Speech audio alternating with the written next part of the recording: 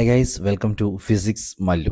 അപ്പോൾ ഏറെ നാളത്തെ കാത്തിരിപ്പിന് ശേഷം നമ്മുടെ പ്ലസ് ടുവിൻ്റെ റിസൾട്ടിൻ്റെ ഒഫീഷ്യൽ ഡേറ്റ് അനൗൺസ് ചെയ്തിട്ടുണ്ട്. അവരുടെ ഒഫീഷ്യൽ സൈറ്റിലെ എച്ച് റിപ്പോർട്ടറിലാണ് ഇപ്പോൾ നമ്മുടെ ഒഫീഷ്യലായിട്ട് ഈ റിസൾട്ട് ഡേറ്റ് അനൗൺസ് ചെയ്തിട്ടുള്ളത്.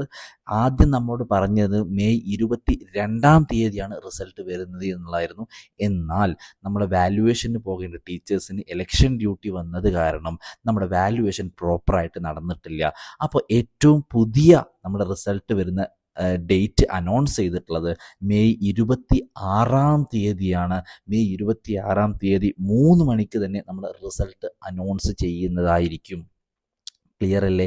ഇപ്പോഴാണ് കുറേ പേർക്കൊന്ന് സമാധാനമായിട്ടുള്ളത് എന്നുള്ളതാണ് ഞാൻ മനസ്സിലാക്കുന്നത്.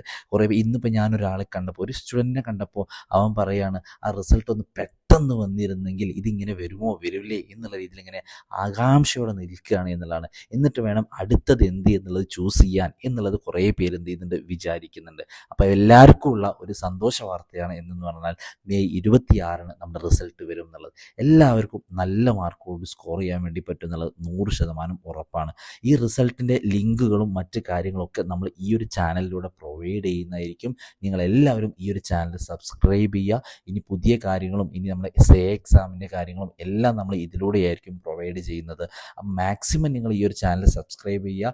അതുപോലെ തന്നെ നമ്മുടെ വാട്സപ്പ് ഗ്രൂപ്പിലും, അതായത് നമ്മൾ എക്സാമൊക്കെ എഴുതുന്നവർ താല്പര്യമുള്ളതുണ്ടെങ്കിൽ അവർക്ക് വാട്സപ്പ് ഗ്രൂപ്പും കൂടെ നമ്മൾ പ്രൊവൈഡ് ചെയ്യുന്നുണ്ട്.